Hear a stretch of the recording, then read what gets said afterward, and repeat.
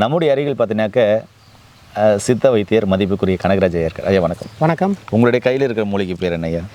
இதுக்கு பேர் கிராம வழக்கில் எல்லாரும் எளிதாக தெரிஞ்சுக்கணும் அப்படின்னா இதுக்கு பேர் பார்த்தீங்கன்னா மிளகு தக்காளின்னு சொல்லுவாங்க. மிளகு தக்காளி, மிளகு தக்காளி, மணத்தக்காளின்னு சொல்லுவாங்க. பொதுவாக இது சாப்பிடக்கூடிய ஒரு கீரை இனம். இந்த பழங்கள் வந்து சாப்பிடலாம், நல்லா டேஸ்ட்டாக இருக்கும். முக்கியமாக இது எதுக்கு பயன்படுது நான் அதிகமாக ரெஃபர் பண்ணுறேன்னு பார்த்தீங்கன்னா, இயற்கையாக எந்த ஒரு மருந்து மாத்திரையும் இல்லாமல் அல்சரை சரி பண்ணிக்கணும் அப்படின்னாக்கா இது எடுக்கலாம். இந்த கீரையை வந்து டெய்லி ஒரு மலைநெல்லிக்காய் அளவுக்கு சுருட்டி பிடிச்சி வாயில் வெறும் வயிற்றில் சாப்பிட்டு வரும்போது, தொடர்ந்து ஒரு 20-30 நாள் தொடர்ந்து சாப்பிட்டுட்டு வரும்போது நாக்கிலிருந்து மலைக்குடல் வரைக்கும் இருக்கக்கூடிய அனைத்து வகையான புண்களையும் மாற்றக்கூடிய தன்மை இது இருக்குது. அடுத்து பார்த்தீங்க அப்படின்னா இதில் வந்து ஒரு தைலம் ஒன்று காய்ச்சலாம். அதாவது நாள்பட்ட நான் எந்த ஆஸ்பத்திரிக்கு எந்த மருந்து மாத்திரை சாப்பிட்டும் இது சரியாகலைங்கய்யா, நிறைய ஆஸ்பத்திரி போயிட்டேன் அப்படின்னு சொல்கிறவங்களுக்கு பார்த்தீங்கன்னா இதில் மணத்தக்காளி எண்ணெய் அப்படின்னு ஒன்று இருக்குது. இது காலையில் சாயந்தரம் பார்த்தீங்க அப்படின்னா பாலில் ஒரு 5 சொட்டு அளவுக்கு விட்டு நாம் சாப்பிட்டுட்டு வரும்போது நாள்பட்ட அல்சர் சவால் விட்டு சொல்லலாம் சரியாகும். அப்படிப்பட்ட ஒரு அற்புதமான கீரை இனம் தான் இது. இது பருப்பில் கடைஞ்சி சாப்பிடலாம். ரத்தத்தை சுத்தி பண்ணக்கூடிய தன்மை வந்து இதுக்கு இருக்குது. மலச்சிக்கலுக்கும் இது சரியான ஒரு தீர்வாக இருக்குது. நீங்களும் இதை பற்றி 4 வார்த்தை சொன்னீங்கன்னா நல்லாயிருக்கும். கண்டிப்பாங்க ஐயா. நேரில் பார்த்தீங்கன்னா இந்த மணத்தக்காளியை பார்த்தீங்கன்னா பெரும்பாலும் யாருமே பயன்படுத்துறதில்ல.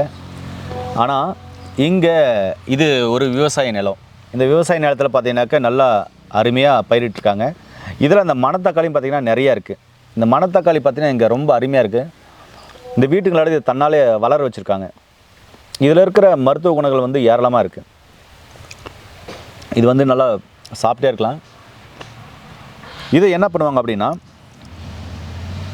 யாரும் சொல்லாத தகவல், சூப் வச்சு கொடுப்பாங்க. யார் கொடுப்பாங்க?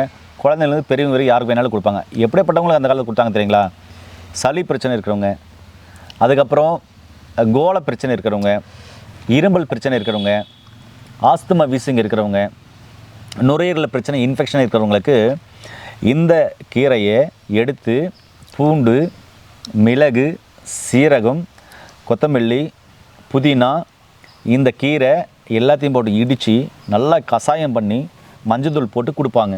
கொடுக்கும்போது சளி சார்ந்த பிரச்சனைகள், ஆஸ்துமா வீசிங், சைனஸ் பிரச்சனைகள், மூக்கில் சதவரல் பிரச்சனை, நுரையில் இன்ஃபெக்ஷன் ஆகிருக்கு, தம்மடிச்சு நுரையில் இன்ஃபெக்ஷன் ஆகிருக்கு அப்படின்ற பிரச்சனை எல்லாமே சரி பண்ணாங்க.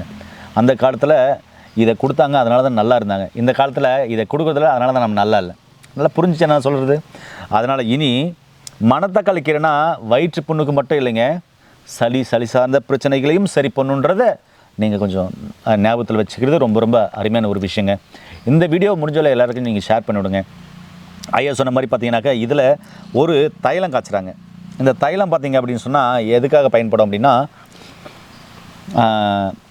நாக்குலேருந்து ஆசன வாயு இருக்கிற புண்களை ஆற்றும்.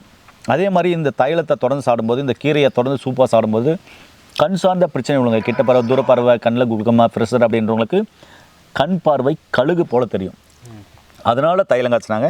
அந்த தைலம் பார்த்தீங்கன்னாக்கா நாட்டு மருந்துகளில் உங்களுக்கு கண்டிப்பாக கிடைக்கும். எல்லா நாட்டு மருந்துகளில் கிடைக்கிதுங்க.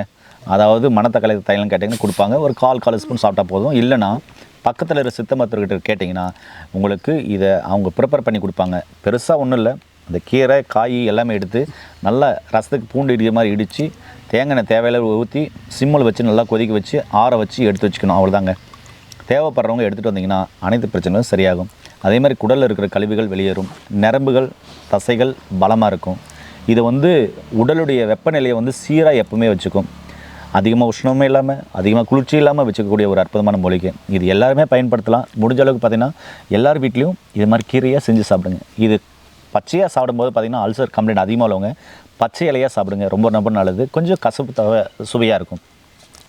அதே மாதிரி பார்த்து சாப்பிடுங்க. இதில் நிறைய பூச்சிகள் இருக்கும் சரிங்களா. அதுக்கு ஒன்றும் பண்ணாமல் நல்ல இலையை மட்டும் பறித்து சாப்பிடுங்க. கீரை குழம்பாகவும் பறித்து சாப்பிடுங்க சரிங்களா. இப்படிப்பட்ட ஒரு அருமையான தகவல் கொடுத்த ஐயாவுக்கு ரொம்ப நன்றி.